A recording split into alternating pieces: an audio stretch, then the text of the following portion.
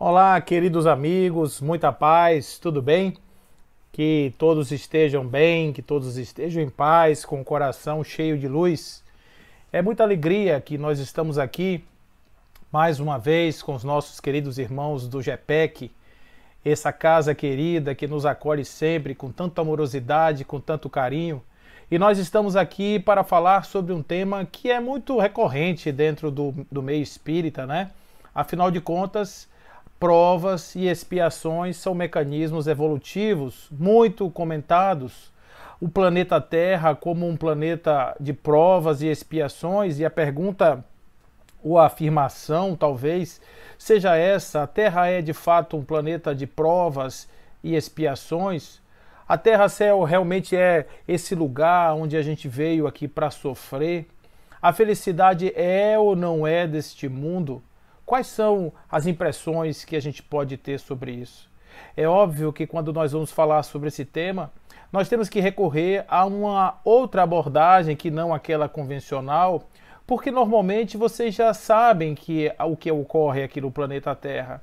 Nós estamos em fase evolutiva, nós estamos saindo da sombra à luz, nós estamos saindo de um momento para outro, numa fase de crescimento, de evolução, e o planeta nos apresenta circunstâncias apropriadas para o desenvolvimento do espírito.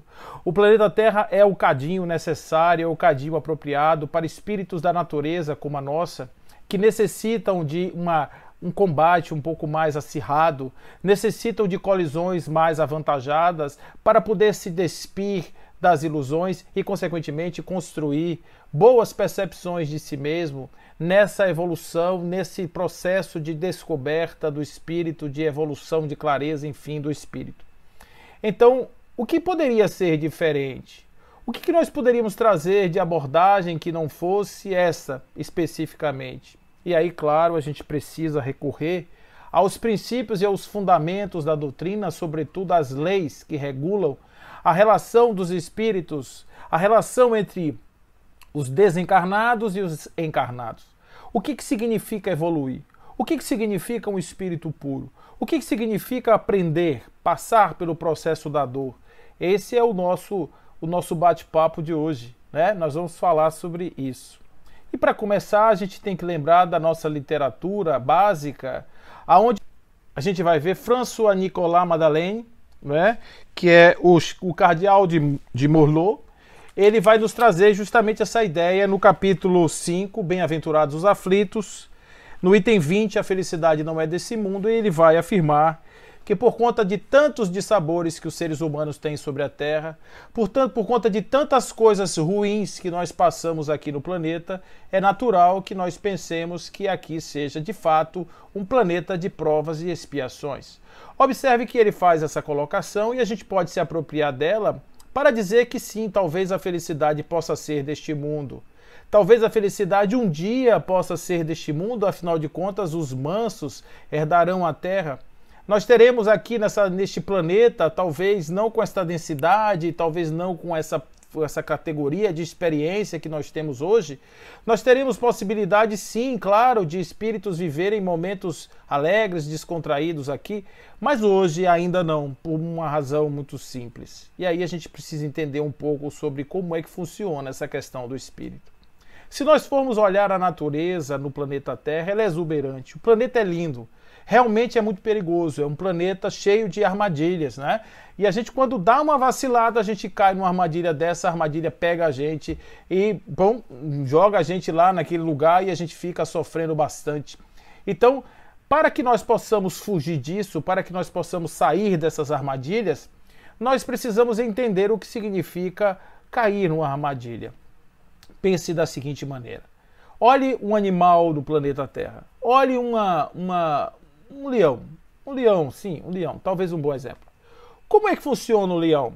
O leão, ele tem toda aquela força, ele tem aquela boca enorme, ele tem aqueles dentes avantajados por uma razão, porque ele vai precisar usar aquilo.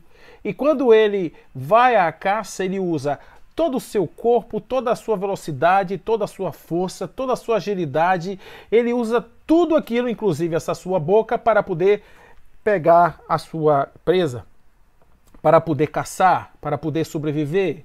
Ou seja, não existe uma parte do leão que ele não utilize muito quando ele está fazendo isso, quando ele está em busca desse alimento que vai salvar não só a sua vida, mas a do seu bando, né? Daqueles que estão em volta dele. Então, observe que a natureza, aqui o leão deu a ele ferramentas importantes para que ele pudesse sobreviver. A serpente também é a mesma coisa. A serpente não tem muitas coisas, ele é um equipamento mais simples que veio com pouquíssimos acessórios. Então, o que acontece? A serpente tem o veneno, tem a garra, tem a inteligência, ela tem um controle sobre todo o seu corpo e ela usa 100% daquilo. Então, o que acontece do ponto de vista da natureza? Quando o leão para de comer no lugar onde ele existe, existe um desequilíbrio, porque observe que ele não está usando sua faculdade, ele não está usando o seu princípio ali. E nesse momento, quando ele não usa, há um desequilíbrio, porque ele deixa de agir com toda a força, com toda a intensidade possível, para que ele possa fazer, junto com os outros, aquela homeostase no ambiente natural. E normalmente as espécies que estão em processo de desequilíbrio, tanto os predadores quanto os demais, eles são severamente prejudicados. Então, observe que no reino animal e no reino vegetal e em todos os demais reinos, exceto no reino hominal, nós vamos encontrar os seres cumprindo exatamente aquilo que eles vieram fazer aqui na face da Terra. Uma felicidade grega, uma felicidade extremamente grega, que é cumprir a sua parte naquilo que lhe cabe na obra da criação, conforme questão 132, que os espíritos vêm dizer que o homem vai aprender um dia a fazer isso.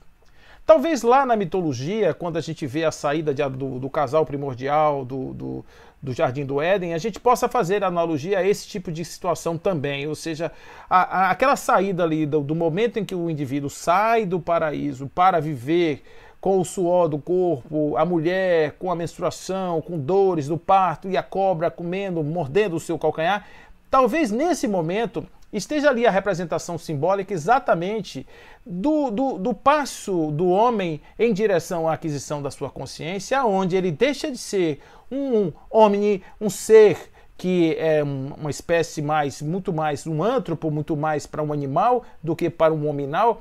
E nessa saída ele perde uma coisa interessante, porque ele ganha um equipamento que ele não sabe utilizar. Ele vai levar muito tempo para utilizar esse equipamento. Mas o equipamento que eu me refiro é o cérebro. Mas além do cérebro, o cérebro vai dar a ele a possibilidade de ele perceber um equipamento poderosíssimo que ele carrega consigo, que é ele mesmo na sua expressão espiritual.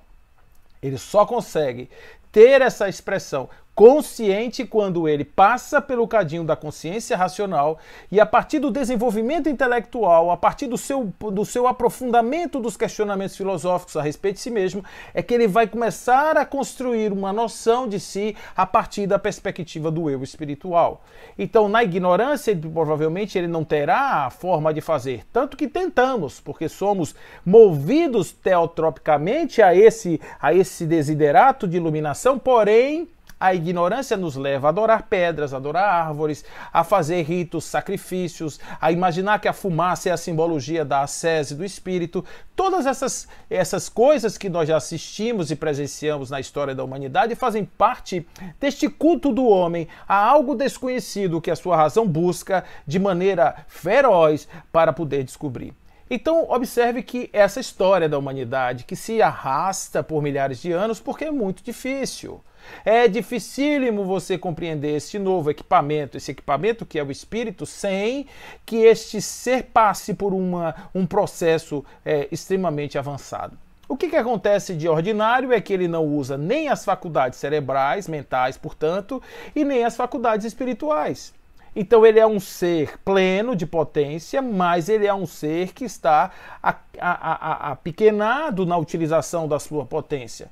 Ele não consegue se expressar com totalidade. E caso isso aconteça, como tudo no reino, ele causa, por sua própria inércia, por sua própria falta de ação, por sua incapacidade de estar ali, querendo atuar com sua total intensidade, com sua total potência, ele causa desequilíbrios.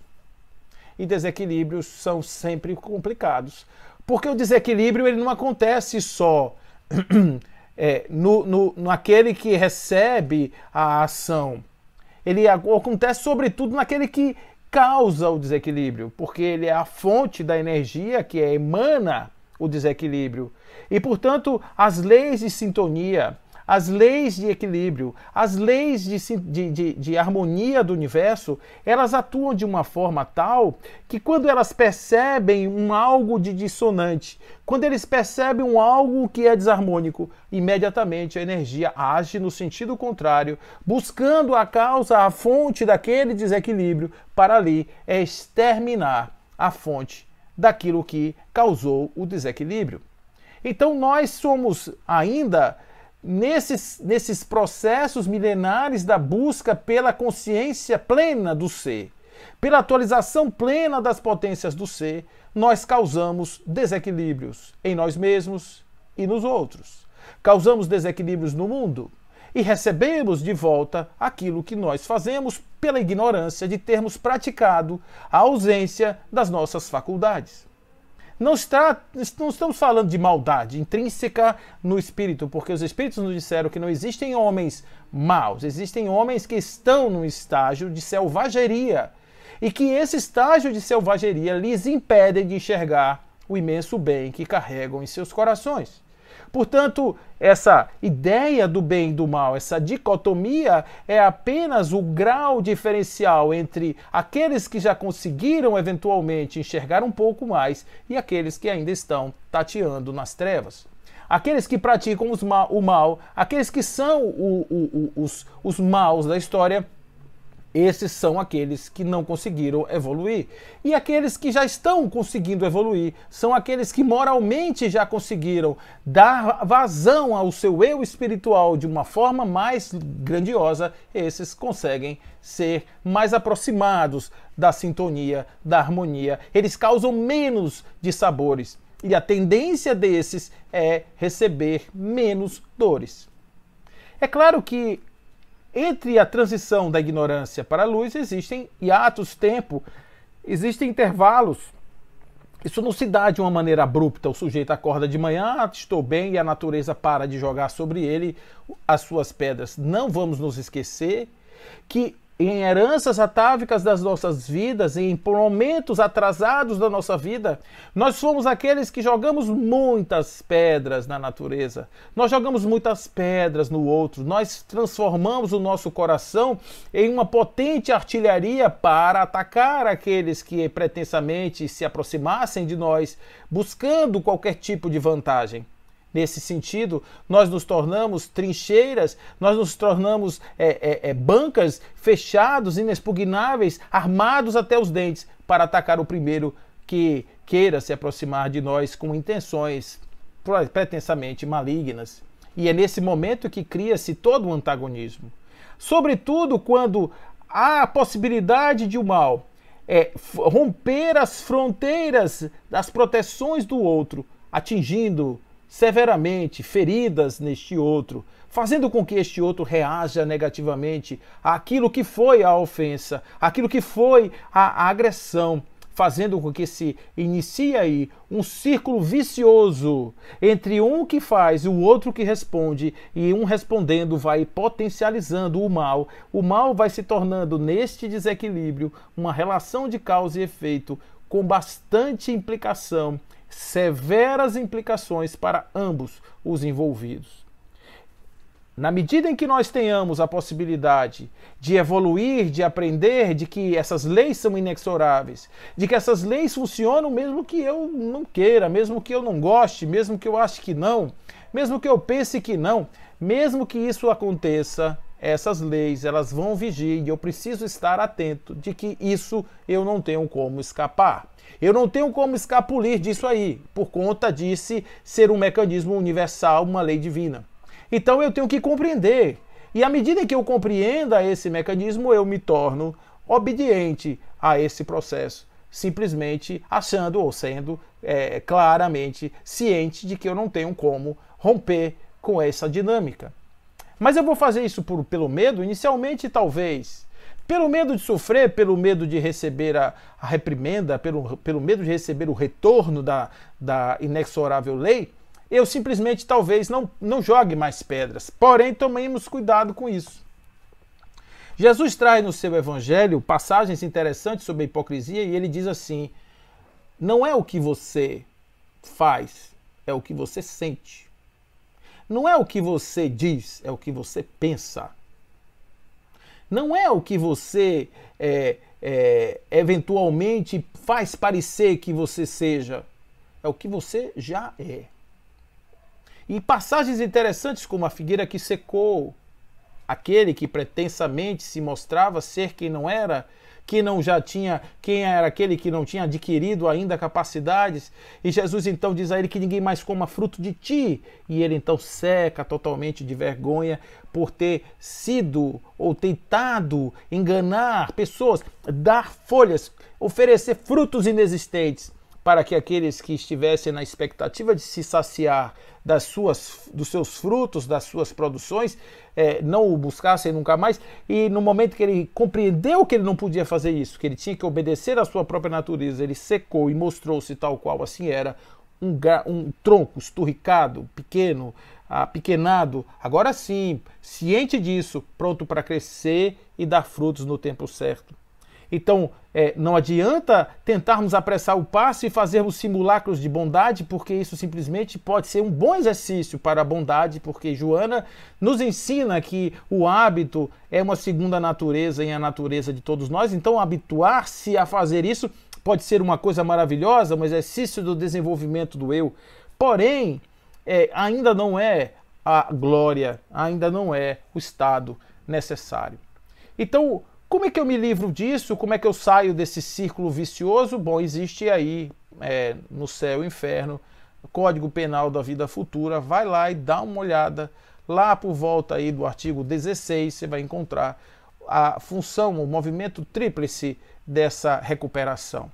3 são os movimentos que eu gostaria de explicar. O primeiro é o reconhecimento de que a fonte do problema está em mim, de alguma forma, quer seja a fonte primária, quer seja a fonte secundária. Ou seja, de alguma maneira, eu fui aquele que mandei para o cosmos, mandei para o universo uma energia dissonante. Sou eu, aquele que causou isso aí. O nome disso é arrependimento.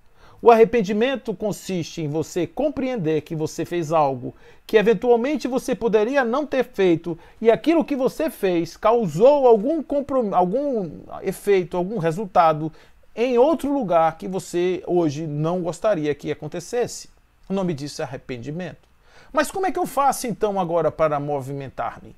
A primeira coisa que precisa fazer é esgotar dentro de mim a fonte do mal que fez com que eu, da ignorância, que fez com que eu caminhasse em direção àquele desequilíbrio. Como é que eu faço isso? Tirando de dentro de mim aquilo que seja a obscuridade, tirando aquilo que seja o que torna opaca a luz que brilha no meu espírito e fazendo brilhar aquilo que eu já sou. Essa ideia de tirar de dentro de mim o que não sou eu, tornar-me puro, é o que se chama de expiação. Você diz assim, mas poxa, mas expiação não é castigo? Não. Expiação é o mecanismo para ex pius, tirar de dentro a pureza. Ex para fora, pius, pureza. Então, tirar a pureza, ex-pius, significa botar para fora. É um processo educativo, gente. É um processo de aprendizado. E como é que eu aprendo isso? Eu aprendo isso através da experimentação daquilo que eu causei. Então não tem castigo, portanto não vamos imaginar jamais que aquele castigo é imposto por uma força, por Deus, por exemplo, que nos impõe um castigo. Ah, você foi mal, então você vai ser castigado porque você pecou. Não, eu receberei de volta exatamente aquilo que eu entreguei. Por isso Jesus disse, o que você não gostaria de receber, não dê. Olhe como está tudo conectado. Não faça o outro o que você não gostaria que o outro fizesse a você. Aquilo que você não quer receber, não entregue. Porque vai voltar. Vai voltar. Então, a expiação é isso. Observe que eu reconheço que não deveria. Eu agora vou atuar no fundo do meu eu para não mais, em encarnação nenhuma, ter vontade de fazer aquilo novamente. pelo menos com aquela pessoa, pelo menos naquela circunstância, que já é um grande avanço. E agora falta o terceiro passo, que é acabar com a causa no outro, que é responsabilidade minha. Fui eu que causei. Fui eu que despertei. Então eu devo impedir que aquele outro, por um ato de grandeza, continue reverberando aquilo ad infinito. Não que aquilo seja agora um processo, digamos assim, compensatório. Não, a natureza não se preocupa com isso, ela se preocupa com harmonia. E para a harmonia, o que eu tenho que fazer? Agora eu tenho que ir lá no outro. Chegar no outro e apresentar uma dose de neutralidade naquela ação, naquela dor, para que aquilo pare de atuar sobre mim. O nome disso é amor e o nome dessa ação é reparação. Então observe que eu reconheço, o nome disso é arrependimento. Eu expio, no sentido de não mais ter causa em mim daquele mal, e eu reparo no sentido de anular os efeitos daquilo no outro, permitindo que o outro não seja mais o emissor contrário da energia deletéria que eu propugnei sobre ele. Esse é o movimento, gente. Não tem nada não tem nada de dogmático nisso, não tem nada de obrigação, é físico quase, poderíamos dizer, é da natureza. É uma ação que eu conheço o mecanismo, sei como é que ele funciona, sei como é essa dinâmica, eu vou lá, eu atuo lá, eu trago de lá, eu trago para mim, e isso funciona exatamente assim. Às vezes a gente fica pensando que isso tudo parece ser assim, uma coisa, um papo. Pô, Paulo, onde é que Paulo inventou esse negócio? Não, eu não inventei, gente. Eu juro a vocês que em toda a minha pesquisa dentro da doutrina espírita, a coisa que eu mais faço é tentar buscar a pureza de Allan Kardec da doutrina dos espíritos. E eu confesso a vocês que eu fico realmente muito impactado quando a gente começa a entender como é que Allan Kardec trata Deus, como é que Allan Kardec evolui na ideia de Deus, como é que existe esse negócio, como é que a doutrina espírita trata essa ideia de Jesus sobre a Terra. E eu, bebendo da fonte de Allan Kardec, eu fico sempre muito seguro de dizer isso que eu estou dizendo a vocês, porque isso está no Evangelho, isso não é nenhuma invenção, isso tem a ver com as leis. Se eu não reverbero mais, a lei para de atuar. Se eu entro em sintonia, se eu entro em frequência e fase com uma determinada onda, se eu estou naquela sintonia vibrando exatamente, eu vou fortalecer o sinal, ele vai se tornar amplificado. E por isso que o mal que não é extinto, o mal que não é debelado, o mal que não é resolvido, ele ganha proporções animais, ele ganha proporções enormes, até chegar a um ponto em que as pessoas não suportem mais e por isso sofram tanto. Aqui na Terra existem espíritos que estão em estágio de ignorância. Então, por conta disso, é natural que se observe fenômenos de expiação cotidiano. Isso é sinal de que já existe um processo evolutivo. Quando o espírito pede para descer com uma anomalia no corpo, ou quando ele plasma no seu corpo uma determinada anomalia, buscando reparar o mal praticado no passado, quando ele se submete, conforme assim dizem os espíritos, que ele mesmo faz as escolhas das suas provas, antes de chegar aqui, ele já escolheu o gênero de prova, até o tempo de vida, os espíritos, de certa forma, determinam para si mesmos, no seu processo de consciência, quando eles já estão em condições de, ou então quando eles são assistidos por outras entidades venerandas que o auxiliam nesse processo. Qualquer que seja, a reencarnação em si é um ato de evolução, é um desejo evolutivo. Existe uma aspiração evolutiva que às vezes não é atingida, o espírito fica estagnado, mas ele às vezes ele pensa no plano espiritual, ele estuda, ele se prepara para uma nova encarnação, aí nesse momento ele vai chegar aqui e ele pode realmente ter muita vontade, ter muita força de vontade e ir de forma determinante em busca desse objetivo, ou ele pode chegar simplesmente e falir mesmo, e não conseguir sair do lugar com esse processo. E ele fica naquele estágio. Ele não retrograda, porque o espírito sempre vai para frente, mas ele estagna e fica parado ali naquele nível evolutivo, ele não consegue sair daquele lugar. Então isso está na doutrina, é bastante divulgado dentro da doutrina, está em vasta documentação dos livros de Allan Kardec e também dos seus continuadores mais sérios, como Leon Denis e etc., que a gente vai encontrar isso de forma bem detalhada.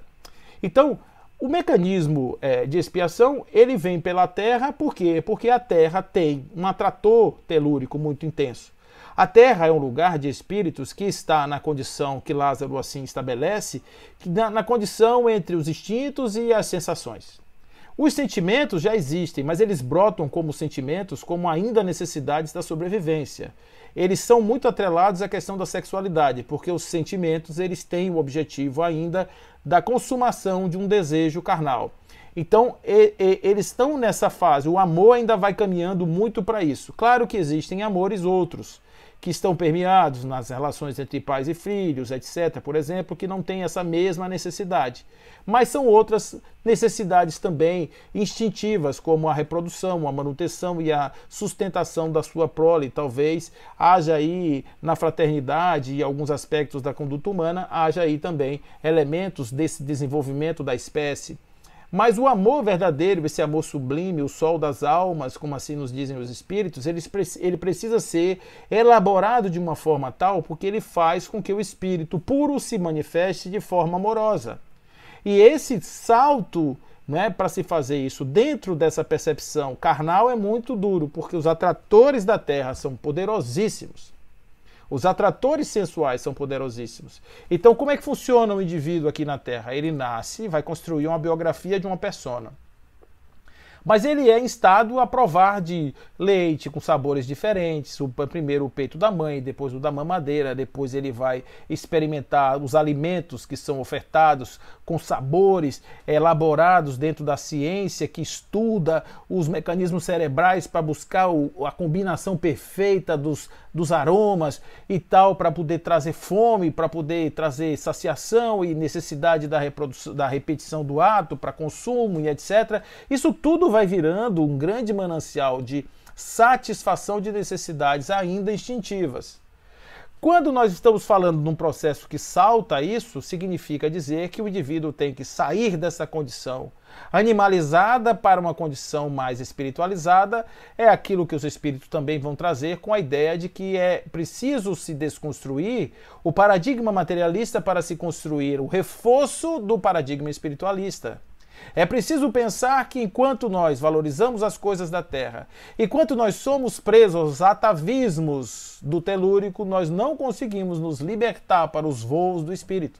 E isso, claro, é algo muito presente aqui no planeta. Pense que um corpo desse, que experimenta as coisas, que passa pelas experiências das mais diversas, que sente, que saboreia, que se extenua diante de uma experiência sensorial, esse indivíduo ele fica aí, né? Ele se basta nesse momento. Um indivíduo que ele alimenta-se dos chakras mais baixos, são aqueles indivíduos glutões que adoram uma mesa farta, que gostam da regalia, que gostam de repente dos confortos e que o trabalho de repente deixa de ser uma coisa prioritária para ser uma coisa mais secundária, porque ali a preguiça, o ócio começa a impedir. Aquilo já são os atratores que estão prendendo. Ali já é um indivíduo que está completamente fundido na terra. Então, qual é a expiação de um indivíduo desse? Bom, do ponto de vista de tirar isso do indivíduo, é claro que tem que ser uma energia contrária a isso.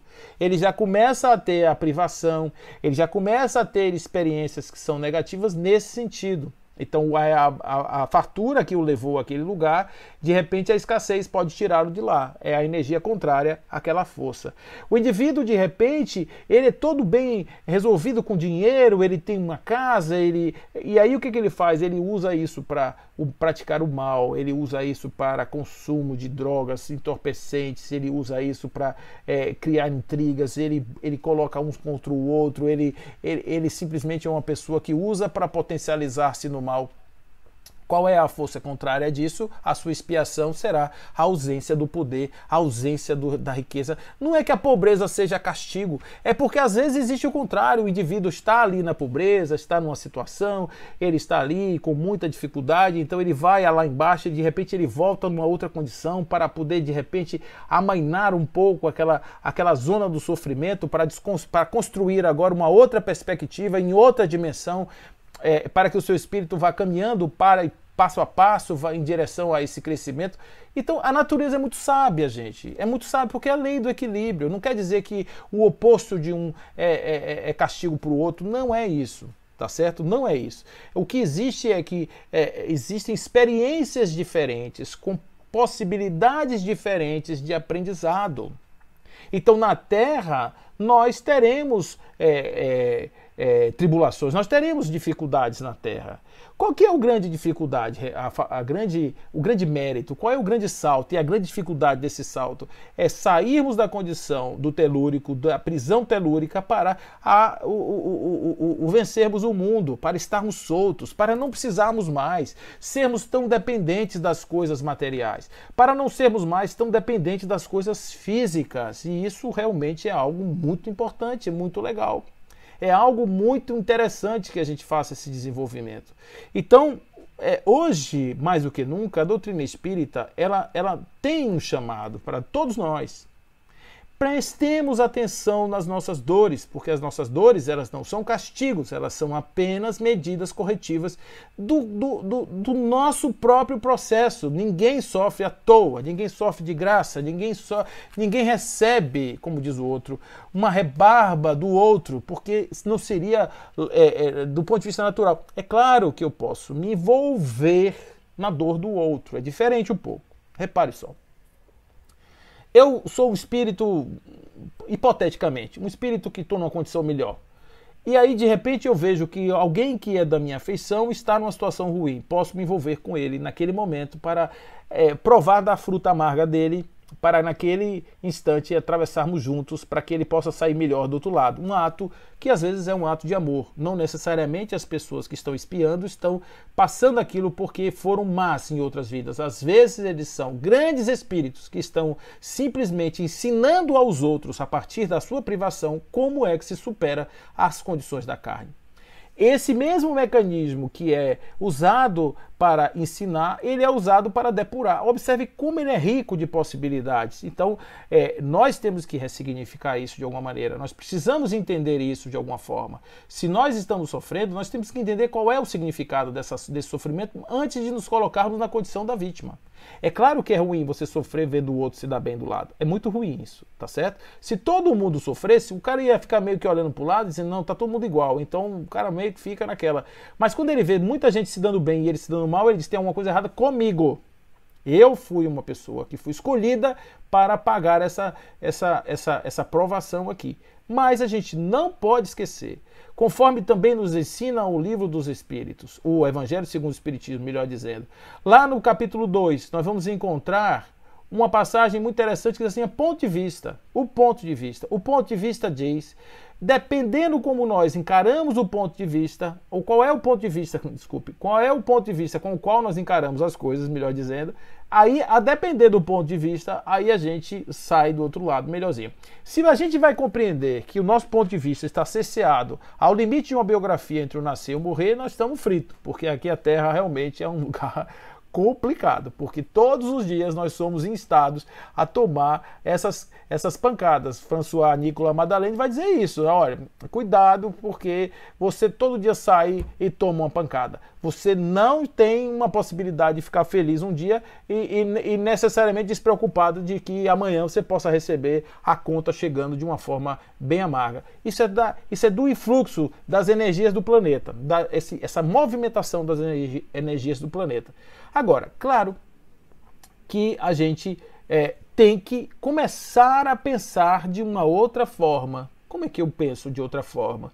Eu começo a entender que eu não tenho que ser, eu não posso ser causador do problema. Onde é que eu vou encontrar isso na doutrina espírita? Vocês já devem ter ouvido Emmanuel falar para Chico muitas vezes, é muito melhor você ser o alvo da agressão do que você ser o agressor.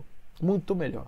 Porque o alvo da agressão, ele será objeto da reparação, enquanto que aquele que é o ofensor, ele será o objeto não só da reparação, como ação reparadora, como ação construtora, como ele também será aquele que passará pelo processo do arrependimento, que é culpa instalada, mais a dor de tirar de dentro de si aquilo que está ferido. Uma criança ferida, gente, ela não sai de uma pessoa assim, sai de mim, criança ferida. Não. Ela se defende até a morte para ser movida do lugar que está, porque ali é um direito adquirido dela. Ela tem um direito adquirido, mora ali dentro, e aí ninguém toque nela, porque ela é intocável, ela é melindrosa, ela é ferida, ela está em carne viva. O que nós temos que fazer? Envolvê-la amorosamente para que ela tenha resiliência para vir, para emergir amadurecida, para que ela não tenha a necessidade de recorrer ao vitimismo, para que ela não tenha necessidade de recorrer à vingança, para que ela não tenha necessidade de recorrer às outras formas escapistas do ego para poder libertar-se de uma situação que lhe causa constrangimento. Então, o nosso grande desafio para não errarmos na Terra é evolução mental, evolução espiritual, evolução sentimental. Desenvolvimento das nossas qualidades emocionais. Desenvolvimento dos nossos valores mais nobres que possam nos posicionar com decisões mais acertadas. Então, não é simplesmente sair por aí fechando os olhos, fazendo meditação, é também, sobretudo, fazer isso, mas trazer fundamentos importantes para a vida. O ponto de vista, qual é o ponto de vista com o qual nós estamos encarando a vida? Com que ponto de vista nós estamos fazendo isso? Nós temos que entender que nós não somos simplesmente, estamos aqui dentro de um processo do acaso que é construído todos os dias. O paradigma materialista, ele parte do pressuposto de que o homem é um leão e que, portanto, tudo que ele faz é justificado pelo fato de que ele busca a sua sobrevivência, a supremacia da sua existência em relação à do outro, assim como o leão faria. Porém, nós não somos leões, nós não somos animais e nós não somos limitados aos instintos animais. Além dos instintos animais, nós temos a consciência da consciência e a consciência do espírito, que é algo muito elevado. Então, esses três elementos, andares superiores que nós temos além do animal, nos permite sair da categoria daqueles que buscamos apenas sobrevivência para estarmos buscando andares mais altos nessa escala evolutiva.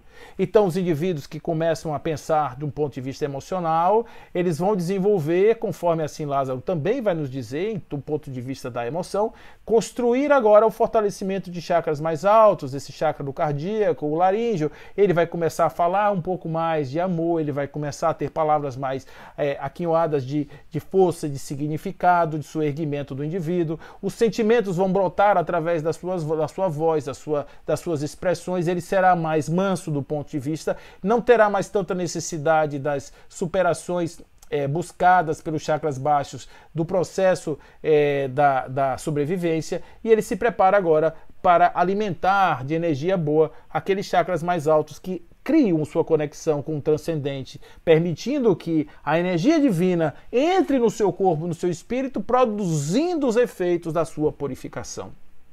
Allan Kardec vai dizer na questão número 100 para cima, qual que é a diferença entre um espírito de terceira ordem para a segunda ordem para a primeira ordem? É o grau de adensamento, ou melhor, o grau de vinculação que esse indivíduo tem com a matéria. Lá na terceira ordem são indivíduos que são muito presos à predominância do material sobre o espiritual. Eles têm naquelas categorias das classes de 10 até a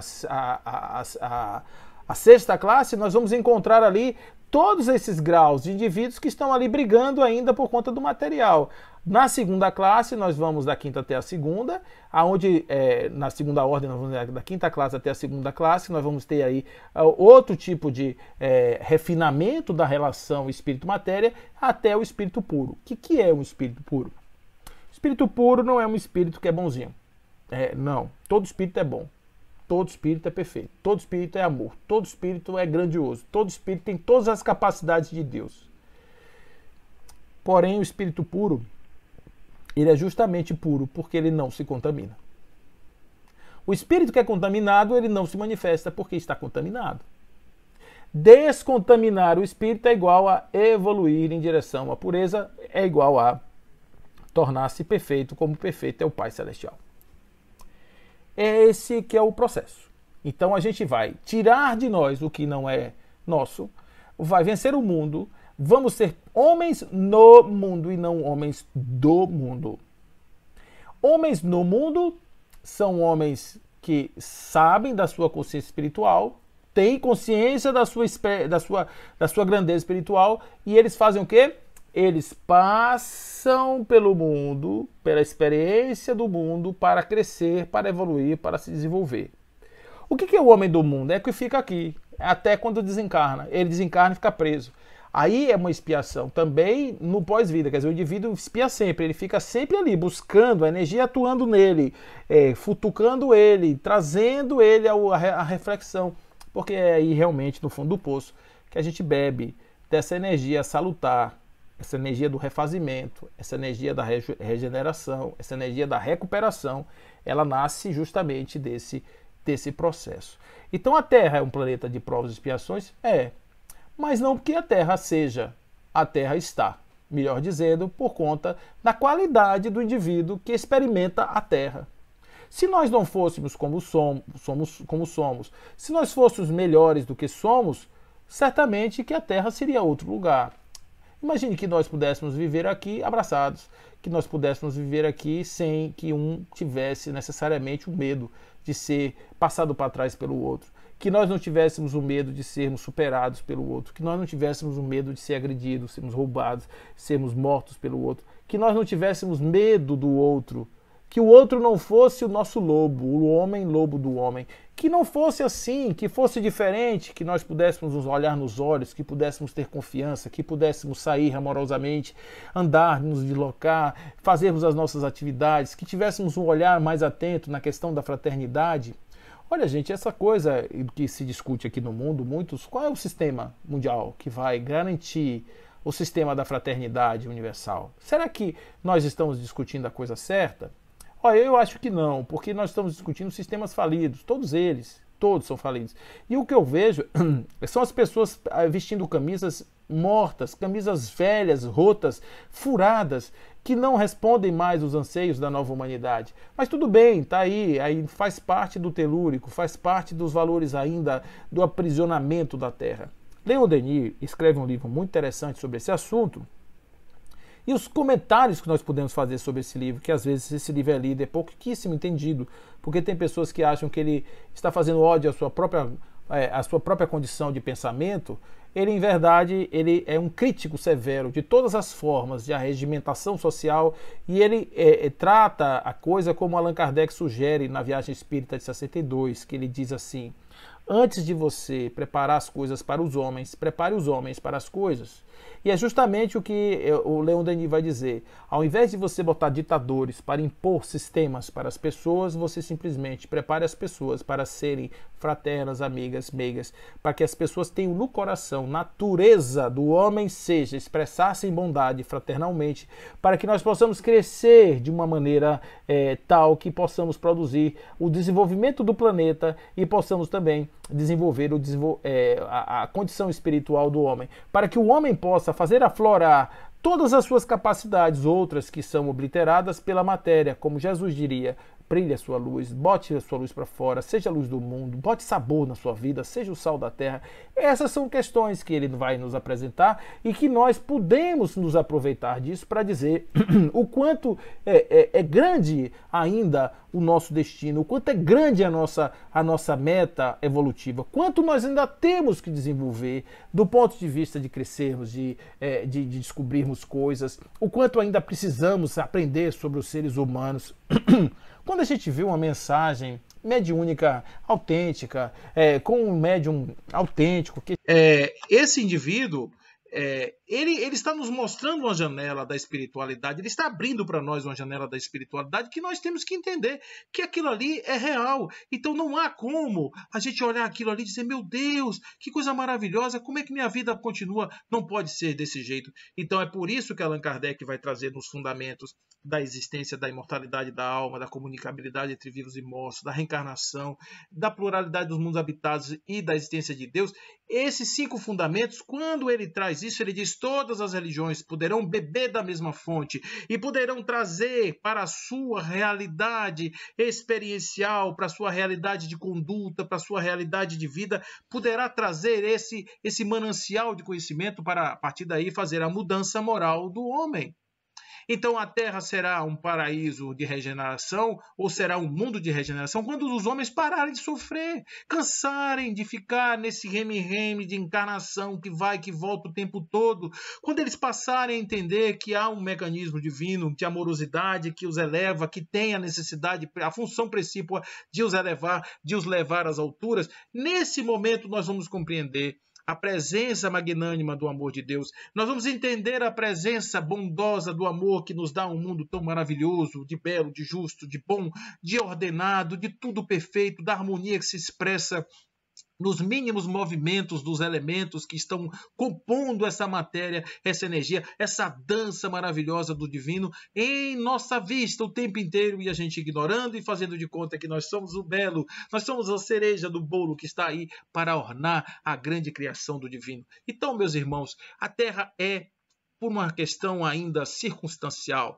mas deixará de ser quando os nossos corações forem invadidos pelo Cristo, quando os nossos corações forem invadidos pela paz, quando os nossos corações estiverem repletos de amor, quando nós formos aqueles agentes que faremos tudo, exatamente tudo que nós podemos fazer, quando estivermos nos expressando com toda a nossa grandeza, com toda a nossa potência, tenham certeza que haverá paz sobre este planeta, haverá harmonia sobre esta terra, haverá homens felizes, plenos, vivendo uma situação completamente diferente, em outro mundo, em outra realidade, mas nós estaremos aqui plenamente convencidos de que haverá para nós um reino de paz, um reino de amor, um reino de plenitude, de esperança, que os nossos corações serão cheios dessa realidade e que todos seremos construtores desse novo destino. Quando será isso? Quando todos resolvermos fazer. Quando é que isso pode ser para mim? Quando eu resolver fazer. Então o momento é de agora. Todos nós sermos chamados para regenerar o planeta, começando a partir de nós,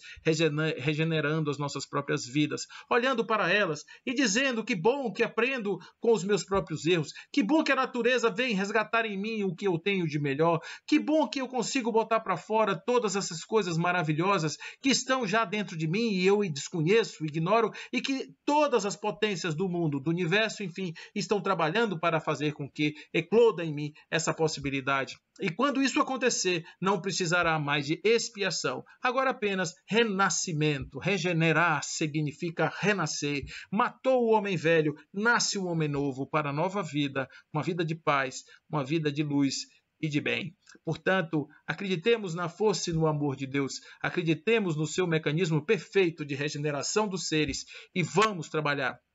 Trabalhemos, arregacemos as mangas em nome desse futuro glorioso que espera a humanidade. Deus de braços abertos nos aguarda a todos para que possamos, naquele grande abraço da unidade prevista e preconizada por Jesus, possamos sentir em nosso peito a verdadeira e eterna felicidade, aquela que Jesus diz: eu vim para que vocês tenham alegria, que a minha alegria seja sua e que a sua alegria seja plena. Fiquem com Deus, que assim seja, meus irmãos.